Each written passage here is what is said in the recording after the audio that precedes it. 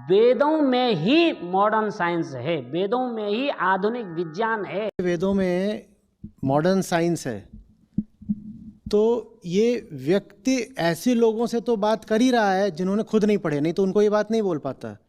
इस व्यक्ति ने स्वयं भी वेद नहीं पढ़े हैं, नहीं तो वेदों को लेके और कोई अफवाह उड़ाता तो उड़ाता, ये तो नहीं बोलता कि उनमें मॉडर्न साइंस है। आचार्य प्रशांत जी से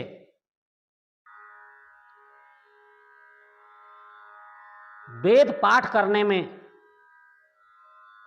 और वेदों के मंत्रों के अर्थों को बताने में हम असमर्थ हुए तो जो आचार्य प्रशांत जी कहें उस दंड को मैं भुगतने को तैयार हूं। वेदों में मॉडर्न साइंस है तो ये व्यक्ति ऐसे लोगों से तो बात कर ही रहा है जिन्होंने खुद नहीं पढ़े, नहीं तो उनको ये बात नहीं बोल पाता।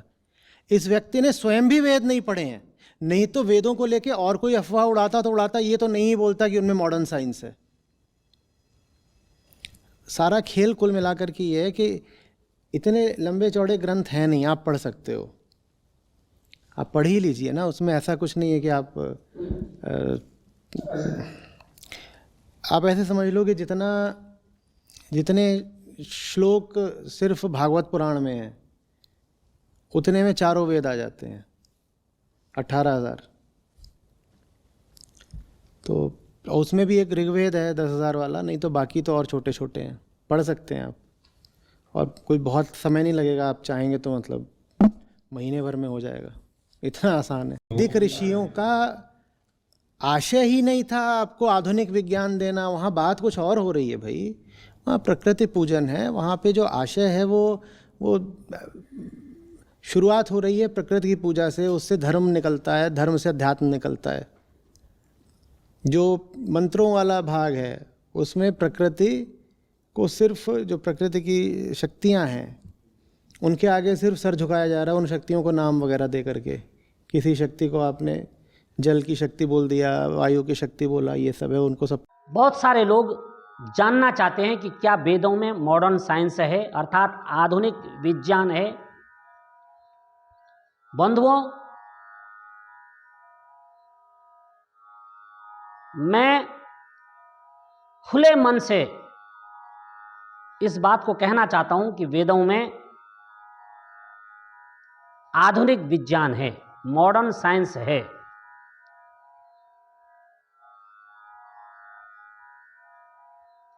इसी बात को मैं ताकत दे करके, बल दे करके कहना चाहूंगा कि वेदों में मॉडर्न साइंस ही नहीं है, अपितु वेदों में ही मॉडर्न साइंस है, वेदों में ही आधुनिक विज्ञान है। यह आधुनिक विज्ञान क्या है? इस चराचर जगत में जो कुछ आप भौतिकवाद का विकास देख रहे हैं उसे आधुनिक विज्ञान कहा जाता है। आधुनिक का मतलब है कि जिस विज्ञान ने अभी अभी उन्नति की हो।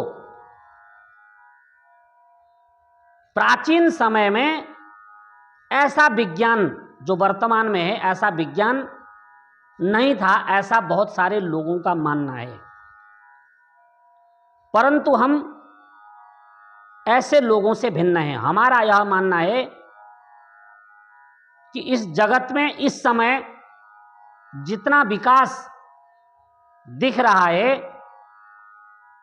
उतना ही और उससे कई गुना अधिक विकास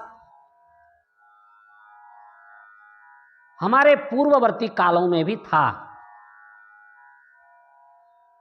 यह सृष्टि कल्प कल्पांतरों से यूं ही चली आ रही है। तो जिस कल्प में हम हैं उस कल्प में आज हमको यह विकासवाद दिखाई दे रहा है, परंतु पिछले कल्पों में भी इसी प्रकार का उच्चतम विज्ञान था।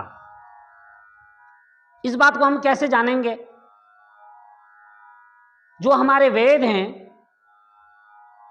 ऋग्वेद, यजुर्वेद, सामवेद और अथर्ववेद, इन चारों वेदों में इन्हीं सब बातों पर हमारे ऋषियों ने विचार किया है। वेद का एक एक मंत्र विज्ञान से भरा हुआ है। विज्ञान का अर्थ होता है विशेष ज्ञान से। और हमारे आचार्य यास्क ने, जो निरुक्त के बहुत बड़े विद्वान हैं, उन्होंने एक एक मंत्र के 3-3 अर्थ किए हुए हैं।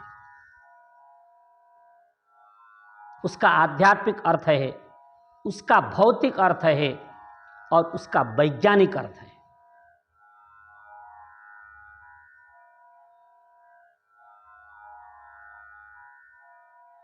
जैसे अग्नि शब्द से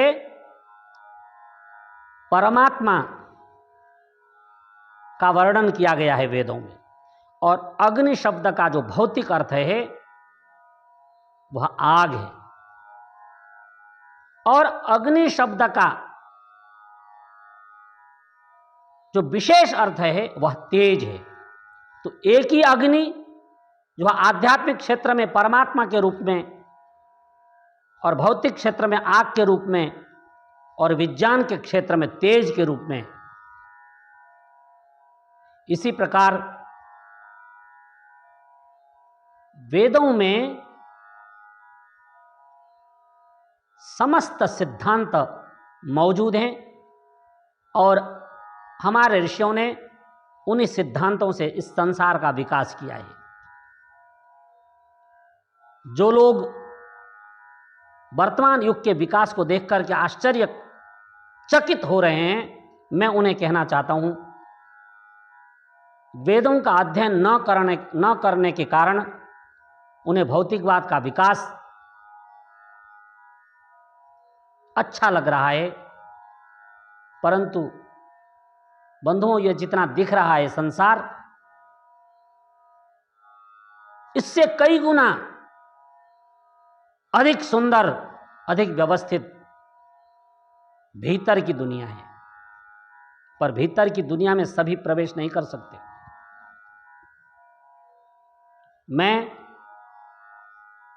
अपने इस बात को किसी भी स्तर पर जाकर के सिद्ध कर सकता हूं कि वेदों में आधुनिक विज्ञान के समस्त सूत्र हैं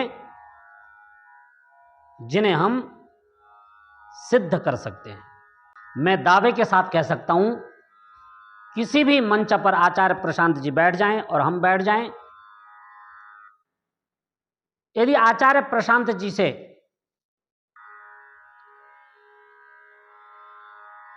वेद पाठ करने में